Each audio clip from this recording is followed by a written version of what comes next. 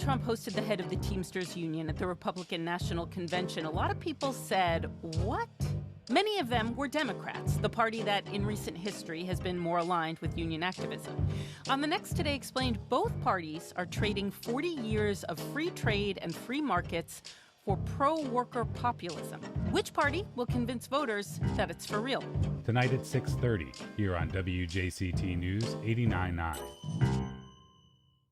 Baptist Health is a proud supporter of First Coast Connect. Baptist Health, committed to building a healthier community for all of us.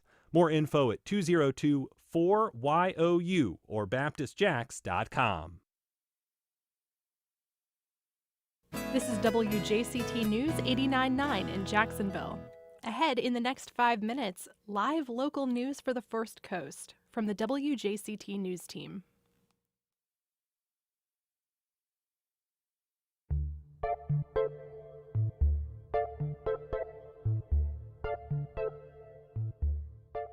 Good morning, I'm Ann Schindler, and this is First Coast Connect. Today, just how much has media changed in recent years? We sit down with two broadcast veterans, reporter Jim Piggott and anchor John Bachman, to discuss how the local news landscape has transformed over their careers.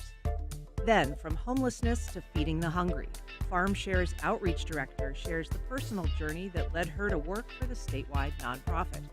And we talked to the author of a new guidebook about why grilled cheese and skee ball are on a list of 100 things to do in St. Augustine before you die. Join the conversation. Give us a call at 904-549-2937 or email firstcoastconnect@wjct.org. You can also reach out to us on Facebook, Instagram, or X. It's all ahead this hour after today's news. Live from NPR News in Washington, I'm Corva Coleman. Vice President Harris campaigns in Atlanta today. As NPR's Asma Khalid reports, her presidential campaign is making a big push in Georgia. Her campaign thinks she has the potential to win a number of key states, and they're looking beyond the so-called blue wall of Michigan, Pennsylvania, and Wisconsin. Polling shows the landscape has shifted since Biden dropped out. Harris appears to be more popular with young voters and voters of color. It's clear the vice president is energizing and mobilizing our base. Dan Cannoning is the Battleground States Director for the Harris campaign. We felt for some time that the Sunbelt states, because they've been so close, cycle after cycle, were destined to be close again. The campaign has opened 24 offices in Georgia. Asma Khalid, NPR News. Former President Donald Trump says he will probably debate Vice President Harris, but in an interview with Fox News, he said that he could make a case for not doing the debate. Trump originally agreed to debate President Biden on September 10th in an event hosted by ABC News, but Biden has since ended his presidential bid. Trump has also mused about moving the September debate to a different news outlet. Leading congressional Republicans are panning President Biden's Supreme Court proposals. NPR's Giles Snyder reports on the opposition to the changes that Biden wants to make. Senate Minority Leader Mitch McConnell is pushing back against the president's proposal, saying Biden wants to take a torch to what he called the crown jewel of our system of government. House Speaker Mike Johnson says Biden's proposals would be dead on arrival in the House, and while they don't seem likely to get anywhere before the November election, Democrats are seeking to make the court an issue. NPR's Giles Snyder reporting. Voters in Arizona head to the polls today for the state's primary elections. They'll pick headliners for several races in November that could help determine control of Congress.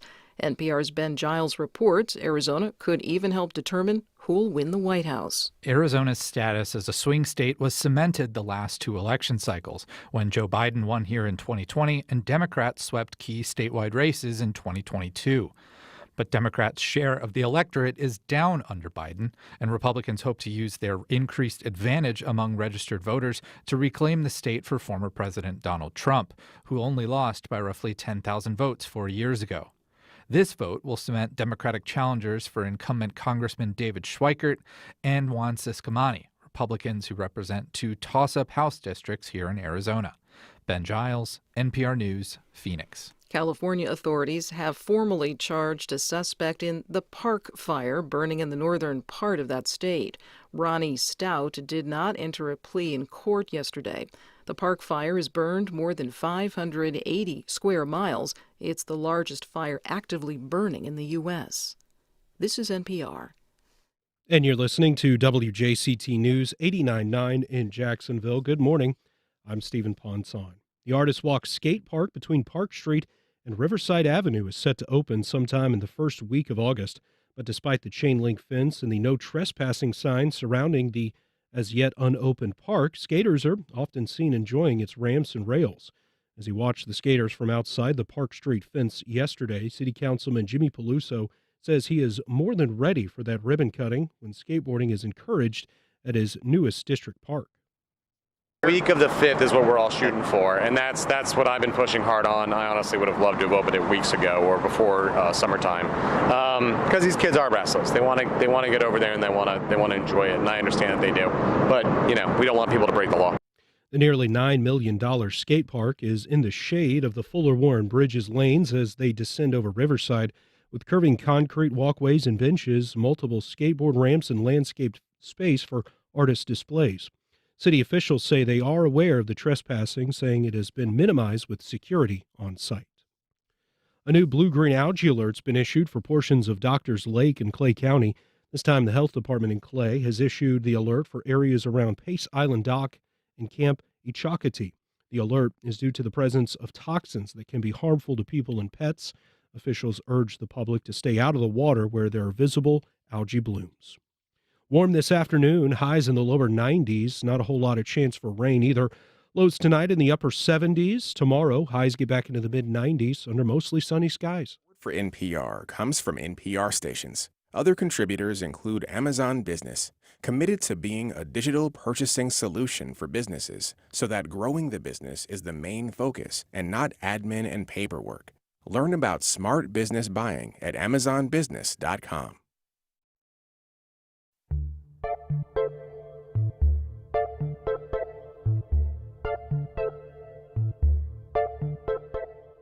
Support for First Coast Connect is provided in part by Baptist Health. Good morning. I'm Ann Schindler, and this is First Coast Connect. Today, they leave the local news scene with more than 50 years of combined experience and a unique perspective on the changing media landscape. We welcome veteran journalists Jim Piggott and John Bachman. Later, a nonprofit leader shares how her experience with homelessness led her to advocate for feeding the hungry. But first, at a time of turbulence and transformation in local media, we're talking to two industry vets about how things have changed in the years since they began. To discuss it, we're joined by the recently retired Jim Piggott, longtime City Hall reporter at News4Jax. And it's great to be here, Ann. Thank you. It's great to have you, Jim. Also, John Bachman, who signed off the anchor desk at Action News Jax last Wednesday. Welcome, John. Thank you very much. Great to be here. Great to have you. So, how does it feel? It's a little strange, to be honest, but it's fantastic. Yeah. And I'll defer to Jim because he's been doing it longer than I have. But I'll tell you what, being able to wake up and then go about your day and not have to get ready to get ready is what my wife always called it, because I go in the afternoons usually. And so I spent the whole day getting ready to get ready. I don't have to do that anymore. And you did newscasts at 5, 5:30, 6, and 11? 6 Yes. and 10? And... I did them all at one point. We launched the 4 o'clock newscast. I did that for a while, along with the 5 to 6. Then we had the 6:30 as well. Then we have the 10 and the 11 over with Fox and CBS. So you're never off. It was a fair amount, Yeah. but no, we had breaks and stuff. It was all right. I mean, like off in terms of No, you're never off. Yeah. Right. You wake up in the morning, you check your phone, you stay in touch with different newsmakers. You're doing all the things you're doing while you're maybe mowing the grass in the morning or whatever. And then and then you get ready to get ready, as my wife likes to say. Jim, how long has it been since you stepped off? A month? It's been 1 month. July 1st was the first, the day one. John, what you were just saying, you were never off. You're always on. And that's the weird part this whole month has been, because I'm going, so much has happened this month with the assassination attempt, Biden making his announcement. I'm going, got to be. And I can sit back and watch it and just thinking, I really want to be asking questions. So that's what's been the interesting thing about this month of being retired. But a lot has happened, too. You traveled. I mentioned to you, my partner has moved in. I have a Great Dane now and getting ready to do more. So it's interesting. Life goes on, but I miss news. You do, you miss it. I do miss news. When yes. it's breaking, you're not like, oh, thank goodness I don't have to be in the kind of newsroom. going, I don't have to get that call. I'm not on call or have to do that. But I miss the immediacy of it. I miss wanting to know or get to the bottom of something, like watching the mayor's budget address this past month. I'm going, oh, I have so many questions about that. Different things like that. I think, curiosity is what makes a really good reporter. And that's just a natural, ingrained trait. And hopefully you never lose that. Hopefully. So I think that's what Jim's getting at, and certainly something you never want to lose. Right. And it makes you what you are. I wanted to note that one of our colleagues, David Bauerlein, sort of addressed that about you, Jim, when you announced that you were leaving.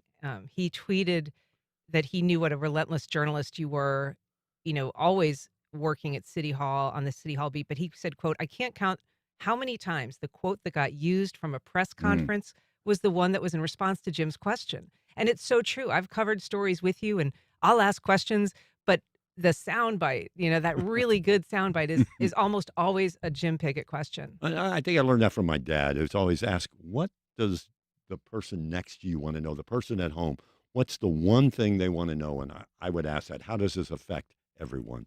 I've got a little clip of a couple of moments from your reporting history, Jim. Let's take a listen. Deb, right behind me where this fence is, this is one of those toxic ash sites. There's 4 of them around the city.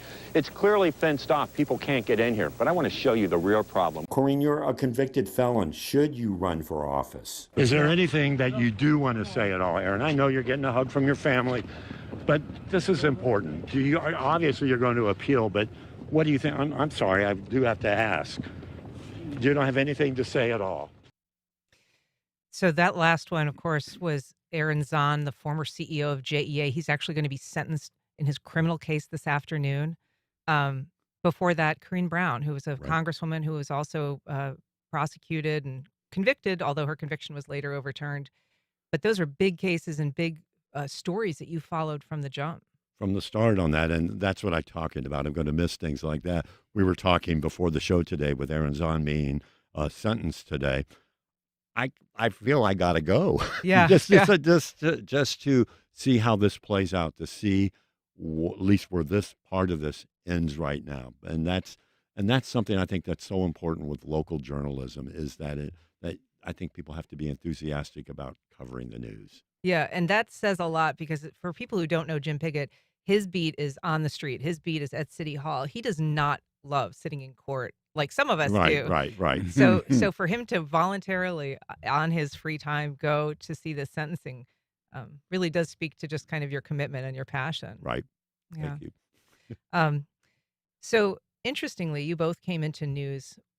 You mentioned your dad. Your dad also was in broadcast for 40 years or something. He retired from Des Moines as Yeah. the main anchor after years and years and years. Yeah. So how did his role play into your decision to join news ultimately? Well, I always like to say I grew up in the newsroom, right? So I grew up in the chaos, the cussing and the mayhem that is a newsroom, at least was a newsroom. And as a kid, you're like, this is the greatest. These adults are acting like lunatics because something crazy is happening and they have 30 seconds to figure out what to say. And then the light comes on and, oh my gosh, it was thrilling. So I grew up in the back of my mind, always thinking that was great. I also grew up with the same name as my dad.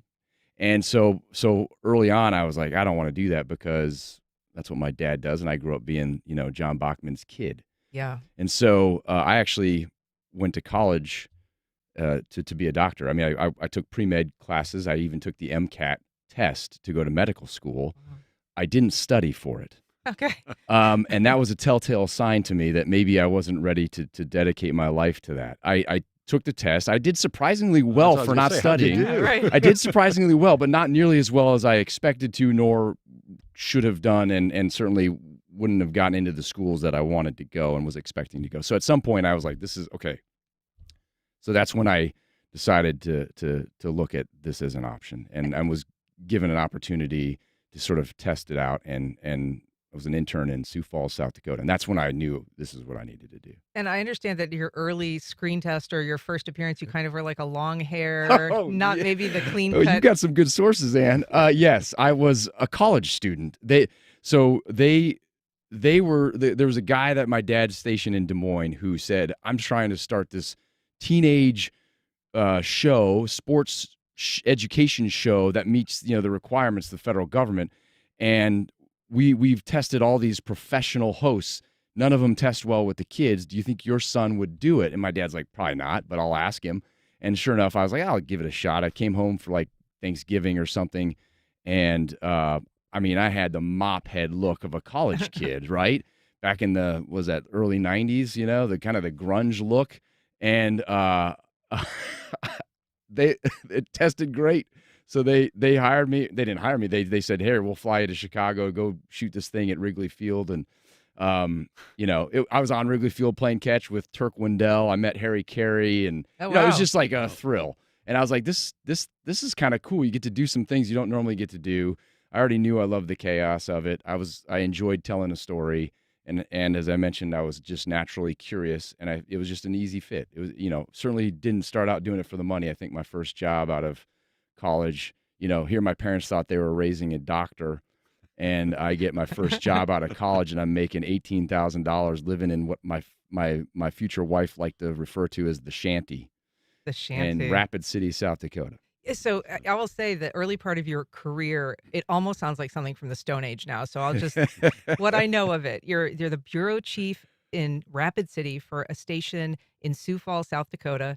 You're alone. You're shooting on 3/4-inch video cassette. Yes, for those who don't know, that's like using bricks. Yeah, but not only are you shooting on this ancient medium, but you then have to take the video. You have to drive it to the airport. Yeah. Put it on a plane from Rapid City to Sioux Falls so it could make the 10 p.m. newscast. This was pre 9/11, so I could drive up to the curb of the Rapid City. I think it was an international airport. Maybe it was just regional, whatever it was. The Rapid City Airport, the Northwest Airlines ticket counter before they merged with Delta, and I would park the Kello TV station wagon right there at the curb, walk in or run usually, carrying my tape, and more than once, I probably shouldn't say this, but more than once those lovely ticketing agents would radio back and hold the plane for a minute, because it was a little commuter like puddle jumper from Rapid City to Sioux Falls. Wow. But I would put the tape. I would give the tape to them. They would run it out to the plane. They're like Bachman's on deadline. Yes. I mean, I did it for a year and a half. So after a few months, they figured this out, and so they would run back to the plane, put the tape on the plane wherever they would put it, fly it to Sioux Falls, and then a courier would pick it up at the airport and drive it to the station in Sioux Falls, and they would put it on TV for the 10 o'clock newscast in Central Time Zone, and then in Rapid, where I was, it was 9, and that's how we would do it 5 days a week. It's unbelievable. It was crazy. No satellite then. You couldn't feed it. Well, it's funny. They had satellite, but they didn't want to pay. They didn't want to pay to install it or all that. But they also had towards the end. In fact, the person who replaced me had it. I'll call it easier, but missed out on some pretty fun opportunities. I mean, I'll never forget those stories of running, and I mean, my friends at the airport. I mean, I wouldn't trade it for the world. It's like the movie broadcast news when they're running down the aisle with yes, the tape to get that. Yes. Yeah. So I'll miss some of that, but yeah, they eventually installed like fiber optic line where they could then feed it back directly. So it all changed shortly after I moved to the big city of Sioux Falls. And then somebody invented the internet, right? Yes, exactly. If you're just joining us, I'm talking to veteran reporter Jim Piggott, recently retired anchor John Bachman. We're talking about their years here in local media, and you are welcome to join us with your calls or questions or just to say hello. They're at 904-549-2937, or you can email firstcoastconnect@wjct.org. We've got a call from Eric. Good morning. Welcome, Eric. Good morning. A comment and a question. Some local news broadcasts are so sloppy that they're a little bit hard to watch. For instance, one time I was watching, this was a couple of years ago, they were doing a report about how San Marco floods sometimes. Now, San Marco was built on the dredgings of the St. Johns River and is just naturally low. It's got a lower elevation. That's why it floods.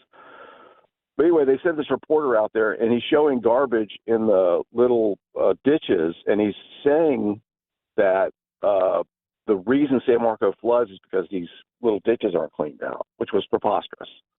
You know, this was a situation where the reporter heard something, so he called the city.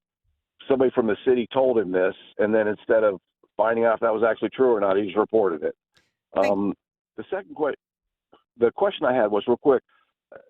The conflict of interest between advertisers and telling the truth and stories, is there an actual person that says, listen, we can't tell this story because this person advertises with us, or we shouldn't, or whatever?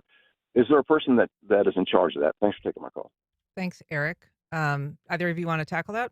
A couple of things. I wonder if that was the story. I've done so many flooding stories in San Marco, and I know exactly what Eric is referring to on that. I mean, when you're faced with the situation, but I know for me, I used to always, maybe I would have called Public Works, but and said, you know, what's the flooding situation here? Yes, we know the depth of San Marco and what always happens out there. A lot of times drains may have been clogged, and maybe they just didn't explain enough what had happened there that caused even more flooding. I don't know, but you're right. That needs to be checked. When it comes to a conflict of interest or whatever happens with advertisers, I've faced that situation before. Usually it's the news director, the person in charge of the newsroom, would make that decision. And, you know, there have been times in the past where sales associates, and this I'm talking years ago, would come down and say, hey, lay off that car company, lay off that, but we wouldn't. And I will say, and that's a decision that comes from the newsroom as a whole. You meet throughout the day if it's something like that. But usually, in my experience, I mean, I've seen it come that question come in, we shouldn't do this. But the pushback has always been, yes, we are going to do this. I mean, I think that's at least how it has been where I've worked, and not only at Channel 4, but at other stations, the same thing. I agree, Jim. I mean, the conversation happens in I would hope in every newsroom, and every newsroom I've been a part of, the pushback is strong. You know, do you always do exactly what you set out to do? Maybe not always, but you're always the journalistic integrity is protected, at least in the newsrooms, you know, that I've been in as well. And I think, you know, that speaks volumes to what local TV is still able to do. As far as the other thing, the only thing I'll say to the other issue was, you know, a lot of times, especially lately, you have younger, inexperienced people on the street who are still learning the trade, still learning how to do their jobs, frankly. And they're also being tasked with doing so many more things than a lot of us growing up in this business had to do. Mm-hmm. And that's probably, I'm not going to speak to that particular story, but in general, not only do you have younger, less experienced people doing their thing, but you also have them doing multiple stories frequently. So they might only have an hour and a half or 2 hours to tackle that one story for the day, and then they're off and running to the next story. So, you know, that's just the reality of the business today. The grind is serious. I mean, Yes. I was very rarely in sort of the daily news mix. No, yeah. But when I was, and, you know, I had to kind of go in, cover that day's story and turn, I just always felt like I needed a day off the next day. Yeah. It's exhausting. You know, I came to Jacksonville in '85, and at that time, to work in this market, you usually had to work 2 or 3 jobs before you worked in Jacksonville. Mm-hmm. Now I see reporters, this is their first job out of college. And it's exactly what you were talking about.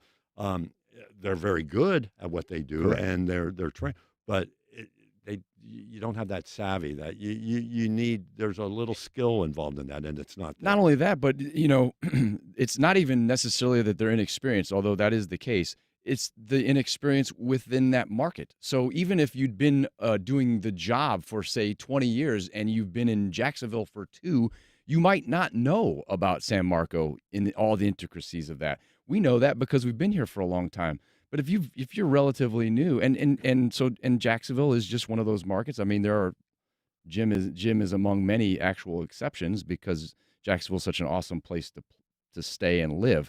But it is the size market where you have people coming and going fairly regularly. We've got a call from Rick in Arlington. Good morning, Rick. Go ahead. Yeah, good morning, and congratulations on you guys on your retirement. I just have a quick question. Jim, you was good at this, but when you're interviewing someone, right, and they say to you, no comment, why does it seem like, I'm just using this for an example, why does it seem like y'all try to force an answer out of a person who's saying, I have no comment? And again, congratulations on your time, and hope to see you around in Jacksonville. Thank you. Thank you for Good that. question, yeah. Well, yeah, we do get no comment a lot, but and the reason I'll keep pushing on that, because it's usually an elected official, and I think they have to comment. I'm sorry, and that's one thing I don't understand why they run from us. Why, I'm not going to talk about this at this point, and we've seen that so many times in this town. That I think it's my job, or it was my job, to get that comment, because it's important to hear what they have to say. They go, oh, I just don't want to talk. Well, that's what we do. And that's what I think is also beginning to miss from this town, that people are not doing that. They accept no comment. And I'm going, no, you have to comment. I want to ask you what your strategy is on that, because as we mentioned earlier, very often you really did get a good soundbite, but you were able to get in almost every circumstance, even people, they've been counseled by their attorney, they're coming and going from a courtroom, and they're saying no comment. And you ask a question that somehow elicits a response. How did you do that? First off, I try not to get angry, and I don't get angry with them. I would be polite about it. Absolutely. I go, oh, come on. And as I just explained, I would explain to them, I said, I think you have a right to say something. I think people have a right to know this. And, that's what you were elected for. And I think that would work. Like, there's always those scenes that I know I've done it a lot. You chase people down the street, or I've chased them into elevators. Mayor Deegan, Ben Sass from UF. Yeah, because, well, it's a public place, first off, and I just think you're not going to run from me from this without saying something, because people want to know. They want to hear it. But I will say you're always very courteous, and even in those confrontations or exchanges, you were always very polite. I recall that Corinne Brown would not want to speak. She'd be getting out of her car, the former congresswoman, and she knows you so well. She would take your arm to walk, to help get her into the building. And eventually she would start to talk to you. Well, that's because, wouldn't you help somebody up the stairs? And that's, even though you got a microphone, I'm going to help somebody up. That's what you do. I think that's the polite thing to do.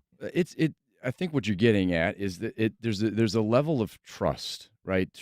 You earn that trust over time. And again, that's why experience is a value, because the longer you're around, the more trust you can earn and build up. And what we do is trust. That is trust and credibility are kind of our product. Yeah. That's what we have. And that trust is you're going to give both sides. You're going to give them right. the chance to talk. You'll hear from the other side, but you have to do both sides. Everybody says, well, there's 8 sides, but there are 2 sides, and you let them speak, and you let the other people speak. And when you're talking about building that trust in a community, this is a time when there's a lot of skepticism about media in general, although it's all sort of lumped together, I think, in a way that's probably not very fair. Social media is lumped in with what's on YouTube, with what's on a TV station or in a newspaper. But local media in polling has always come up as much more trusted and much more reliable. It's a bipartisan agreement. People really do believe that local news is more trustworthy. I think there are probably multiple reasons, but the one I give as the top is because we live here.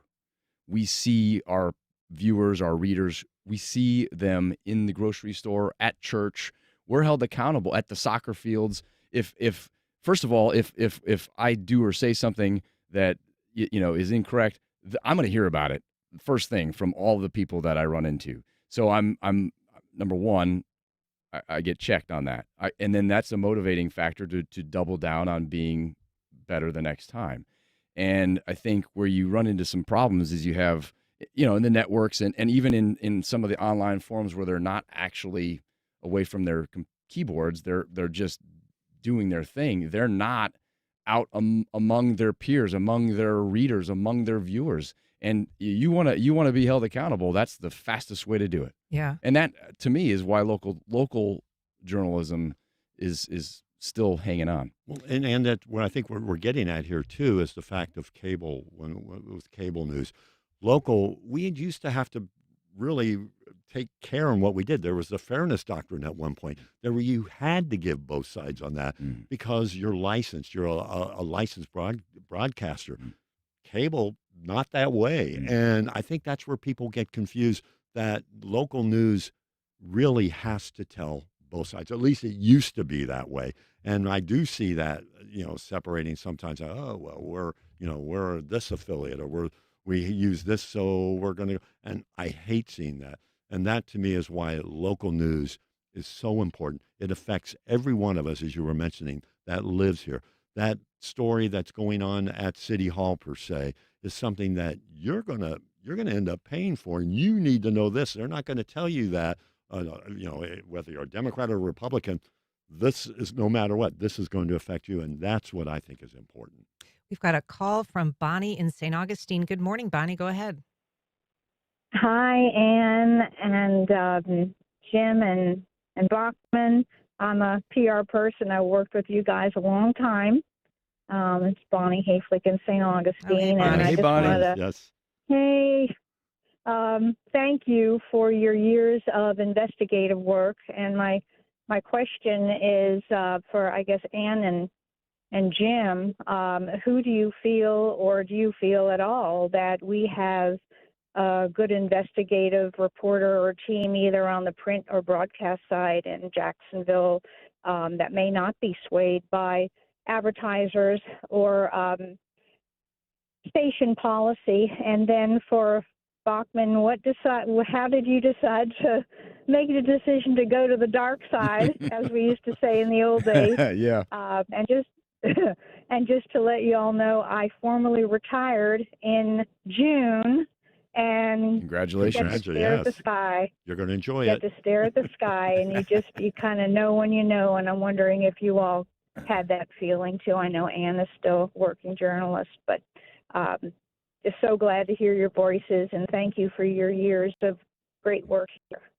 Thanks, Bonnie. Congrats on your retirement. John, do you want to talk about what prompted you to leave? Sure. It's a long question. The short version is it was time.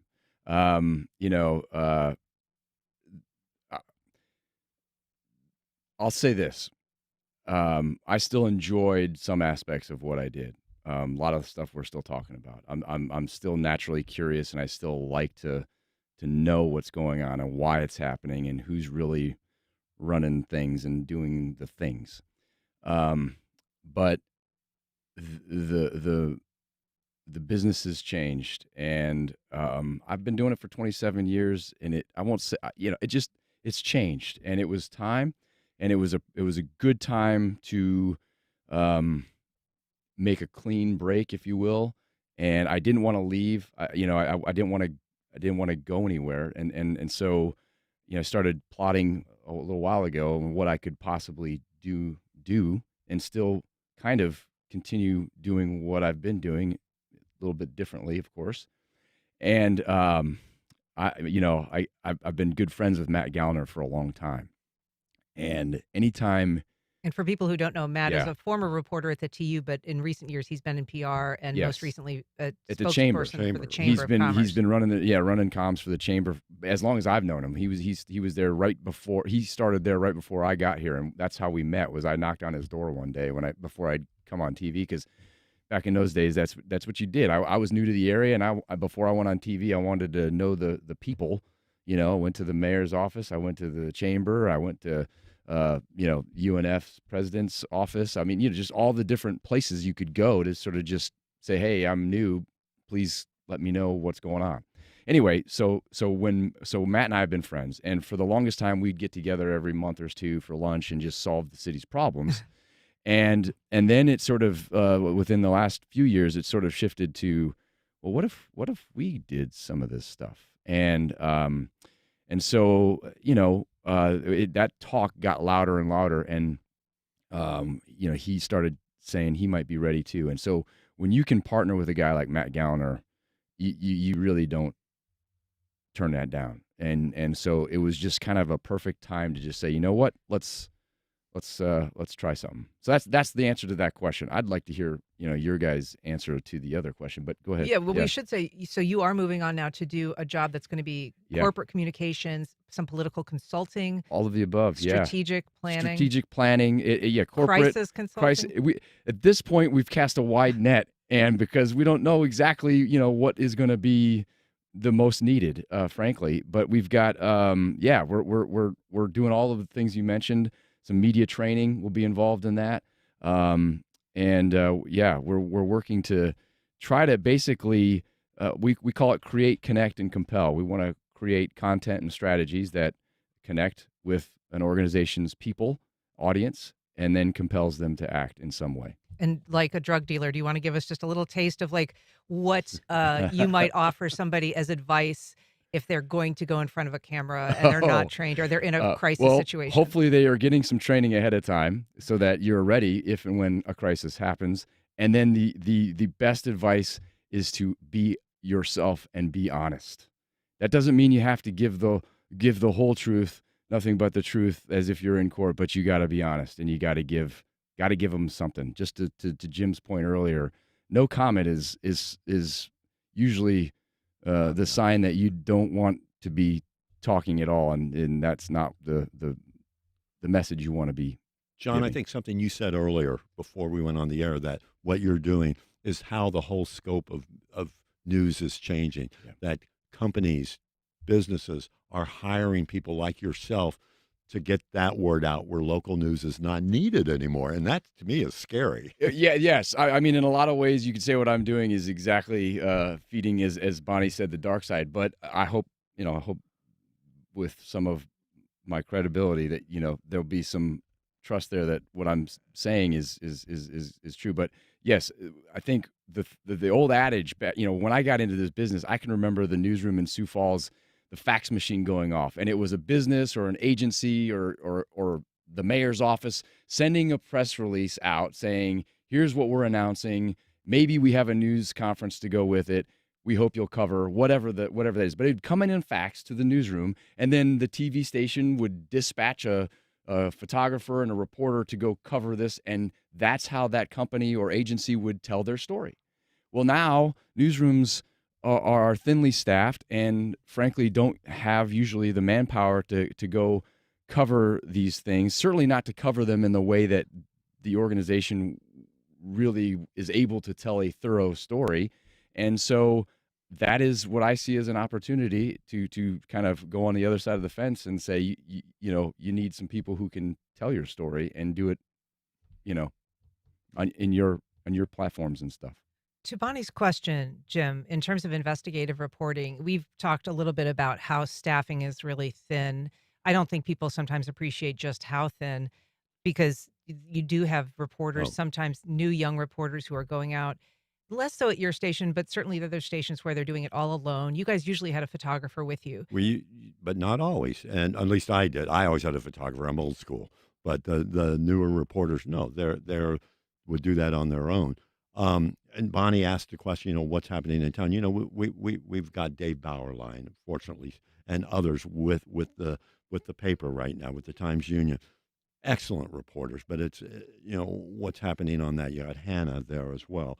You have the financial, the Daily Record, Karen Mathis, and doing wonderful things out there. At our station, I know Ashley Harding has taken over the beat that I'm doing, where, I would go down City Hall every single morning and just walk around, go in and read the mail, talk to everybody.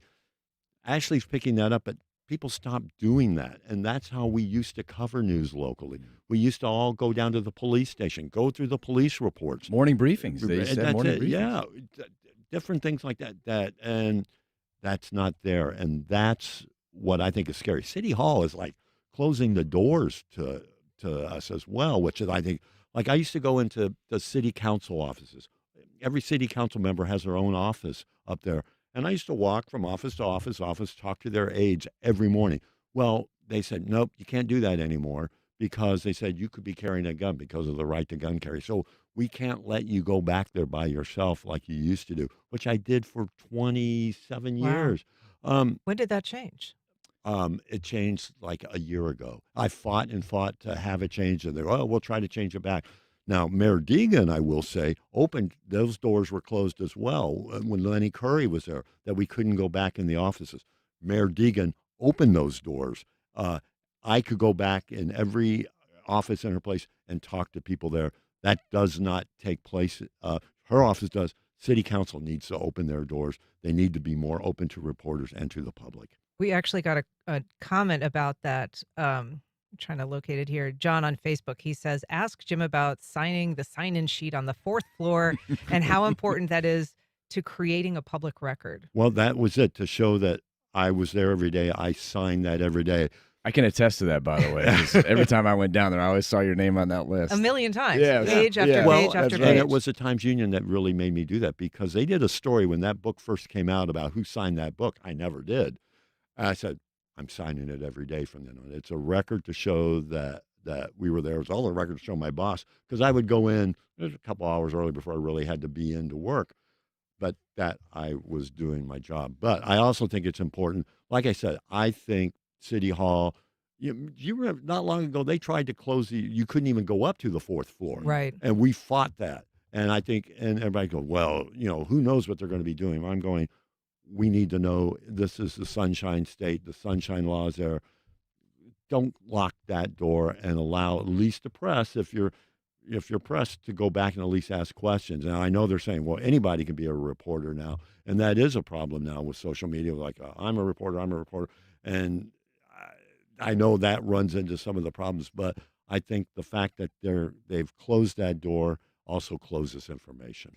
And just in terms of being there every single day, I don't think people realize what level of commitment that takes, because you're not on the clock, right? You are going there before your morning meeting. You're going there before you're really. That's old school. I did that. You had mentioned, my dad taught me that. My brother, also in journalism and a reporter for years, taught me that. We would all, we had bureaus down, this is in Indianapolis, at the police department. You would go there, and that's where you would work out of. And I just think that's just commitment to the job. And I hope that new reporters today have that same commitment. Ashley Harding, like I said, is following my footsteps. There are a lot of good reporters still in this town. There Johnson's really are. doing things yeah, like there that. really are. Yeah, but there really are. It's just there aren't as many of them. Is it staffing that was the change that most impacted your decision? And to leave? when I got here 10 years ago, when we were owned by Cox Enterprises sold Cox Media Group to Apollo it's been a few years now, 4 or 5 years. I've lost track. But when I came down here, we would have regularly 8 reporters and photographers, say on a Wednesday for the 9 to 6 shift, what we call the dayside shift. We'd have 2 in the morning, 2 reporters, 2 photographers for the morning show, 8, as many as 8, 9 to 5, 9 to 6, and then we'd have up to 3 reporters and photographers for the night shift. So how many is that? That's 13 reporters on the full staff days. Now, with people working weekends and whatnot, it was usually like a Wednesday when we had that. Right. So it might be less than that other days, but that gives you an idea. And now it's significantly less than that. We have 2 in the night. Well, no, we've only had 1 for the last however long. And I say we, Action News Jack's where I was. And then they'll have 1 or 2 in the mornings, and then they'll have, if we're lucky, 4 or 5 during the day. And that's very lucky. Now you're lucky to have 3 anymore during the day. That's right. And John, So and that you had gives you some mentioned it, idea. and we had talked about this, that what we're seeing in local news today is a lot of national news. Mm-hmm. And because they don't have the staff, it's important, yes, national news, but there's so many other local stories that are being, I think, ignored at this point. And that's what you tune into local news for, is to see what's happening there. There's so many other stories out there, but I know it's been a big, like I said, I've only been retired for a month. So many big things have happened, but there's so many local things that have happened as well that we're not hearing about. Are there particular stories that stand out to you from your career, Jim, that were either stories that you really, really cared about that will be just were consequential and mattered to you most, or that touched you in some way? Well, I mean, the Times Union did so much on JEA, but from the beginning of that, I really saw the impact of that. That's something that I am really going to remember. Other stories, I look at it like overall what had happened, like with the different mayors in office. When Mayor Austin, when Ed Austin was mayor, and the different things that had happened that he had pushed through for the city, and then just getting to know him every morning, I think was important, and to get what he was getting out there. Mayor Hazuri, the same way that there's just not one particular thing, but the whole aspect of what they did for the city. And then when we got to Mayor Delaney and the Better Jacksonville plan, I think that changed a lot of Jacksonville, even though a lot of it hasn't been done yet. Those kind of stories, I think, really impacted me. And the people that have been in office then and where they have gone from there. I used to talk to Susie Wiles every morning, and then to see where Susie Wiles is today with Donald Trump. It's amazing. And those kind of things are what I remember, are the people that have been involved, I guess. And you're missing some of that work. I mean, you're missing the questions, you're missing the participation. I'm missing, I mentioned, like when the mayor's budget just came out, so many questions about that, particularly, with the stadium, particularly going on with the community benefit action.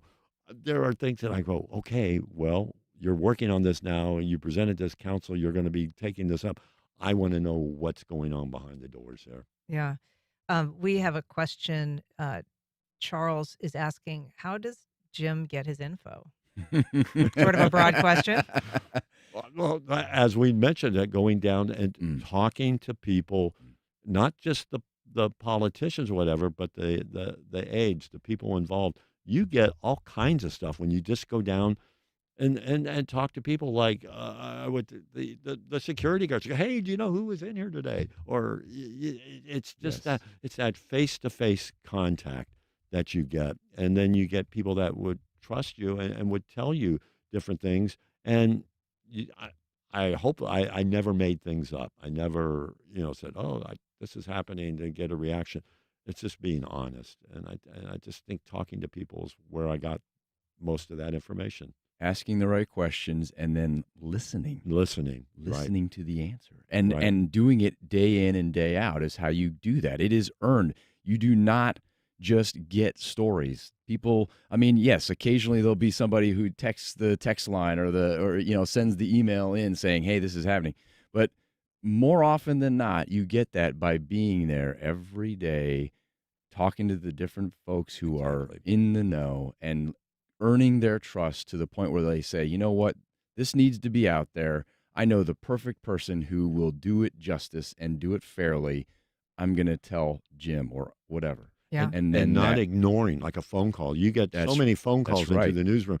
And a lot of times you're like, there's a crazy person on here. But no, it's true. And you listen and you talk. And I'll tell you, Frank Powers was our assignment manager, was excellent at that. Talked to everyone that called and got great stuff. I think I'm sure you've had this experience where someone that perhaps you did a story with, 9, 10, 11, even 20 years ago will call you. It'll be the first time you've spoken to them.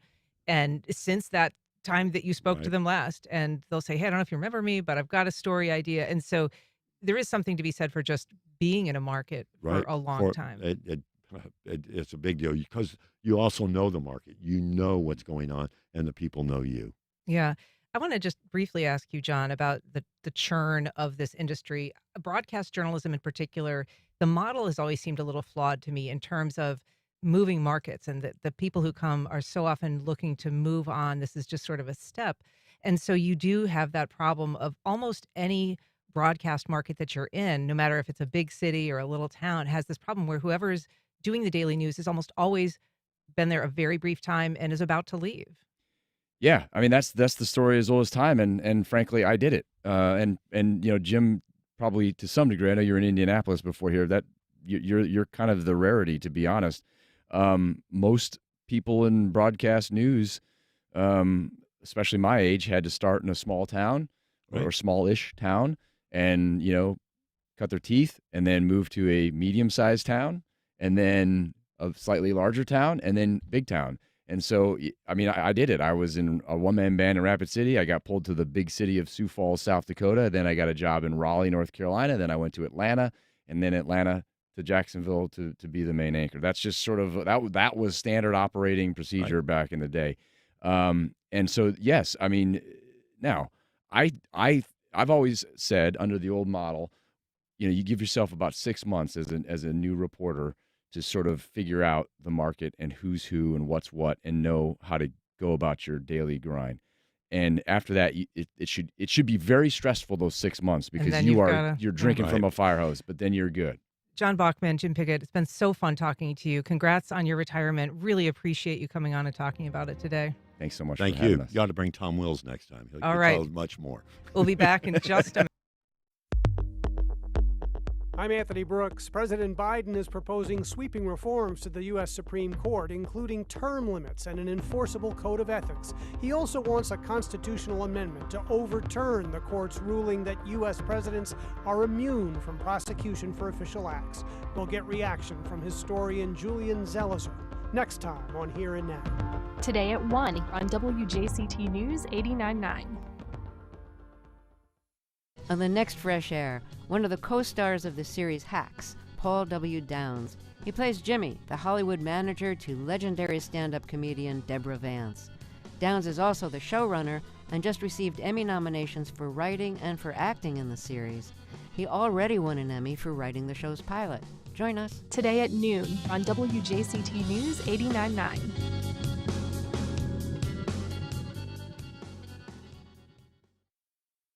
Vice President and now presumptive Democratic nominee Kamala Harris. I took on perpetrators of all kinds.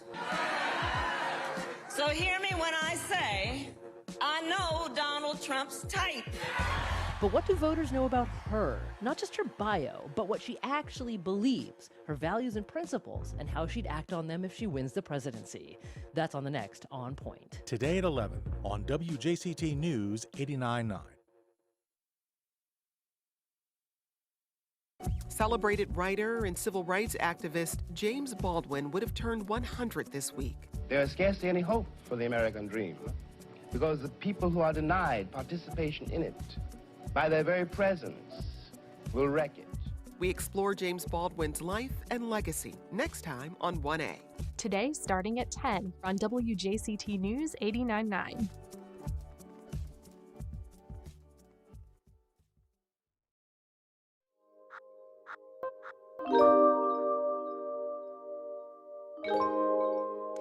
And we're back. A new essential guidebook to the ancient city includes stops for grilled cheese, skee ball, and craft beer. Here to explain is Amy Angelilli, author of 100 Things to Do in St. Augustine Before You Die. Yeah. Welcome. Thanks for having me. So who is this book for? Is it for tourists or for locals? Oh, it's for everybody. The locals are buying it and checking off all the things they've already done and then making a plan to attack the things they haven't yet, experienced. So, in fact, a lot of tourists in St. Augustine are locals, right? They're from Florida. They're from places like Jacksonville even. So there's some places we all know, right? You're supposed to go to the fort when you go there. A lot of people go to the lighthouse. There's certain stops that are familiar. But you moved here in 2015? Yes, I did. Yeah. And so were those kind of the places you also hit naturally first? I'm always a seeker of the unknown. So I like to get, off the highway and go into the back roads and, go into the alleyways. When I discovered Joffrey's, a little Polish Greek restaurant off the beaten path, off an alleyway, off another alleyway, I knew I was onto something fun. For people who want to follow your footsteps, where is Joffrey's? Oh, Joffrey's is off of Avila Street, which is the oldest continuously operated road in the United States, which is right off of the plaza.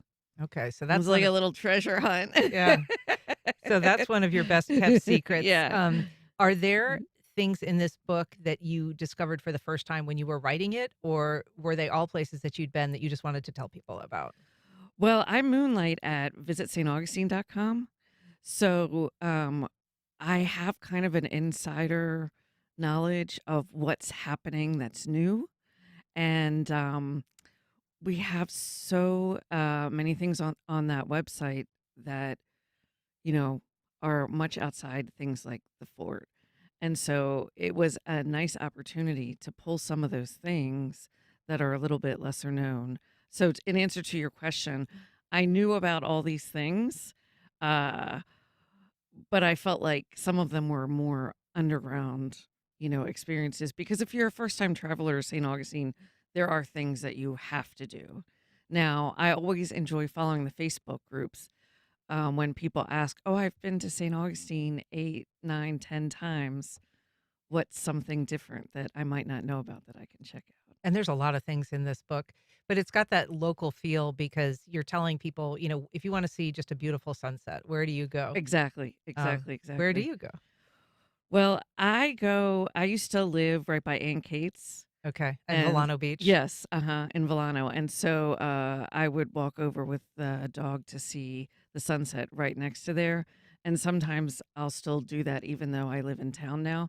I'll drive over there and hang out with the people on their golf carts watching the sunset from the boat ramp. I was just doing that about 10 days ago.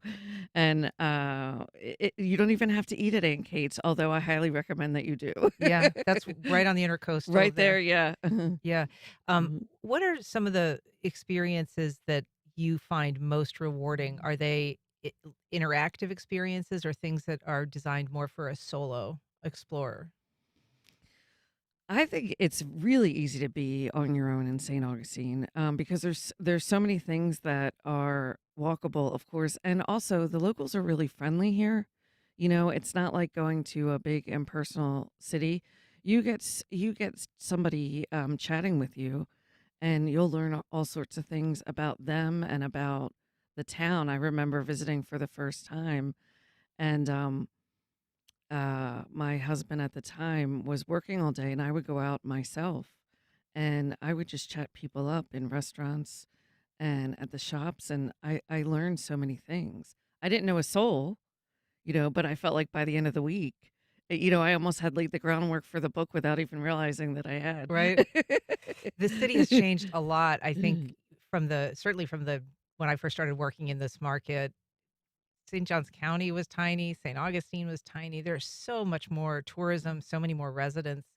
And some people in St. Augustine are like enough already with the tourism, right? They're even rolling back a little bit of the Nights of Light. So how do they strike that balance? How do you think they strike that balance? I don't think we figured it out yet, actually. Um, I think that the infrastructure is really hard when it comes to things like the Nights of Lights. The town wasn't created for that sort of situation. Yeah. It's very old, and when it celebrated its 450th anniversary a month before I moved here, that's kind of when it really blew up and became kind of a international sensation. And I had told people I was moving to kind of like a tucked away, sleepy place. Yeah. And within a year, it had blown up. And I know some locals even hesitate to spend time downtown during, a season like Nights of Lights. Well, Amy Angelilli, author of 100 Things to Do in St. Augustine Before You Die. It's a fun book. It's a great read. Thanks so much for being here. Thanks for having me. And that's our program. We encourage your feedback and suggestions. You can send either to First Coast Connect at WJCT.org. The executive producer of First Coast Connect is David Luckin. Our show is produced by Stacey Bennett and directed by Brady Coram. Jamie Valet is our associate producer. Join us tomorrow when we discuss the sentence in the JEA criminal case with the 3 reporters who've covered it from the beginning. I'm Ann Schindler. You've been listening to First Coast Connect on WJCT News 89.9.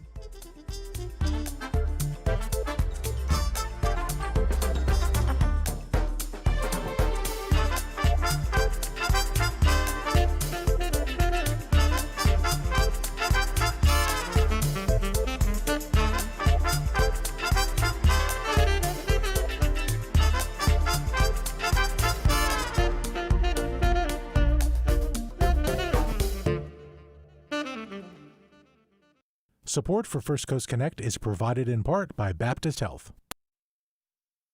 Baptist Health is a proud supporter of First Coast Connect. Baptist Health, committed to building a healthier community for all of us.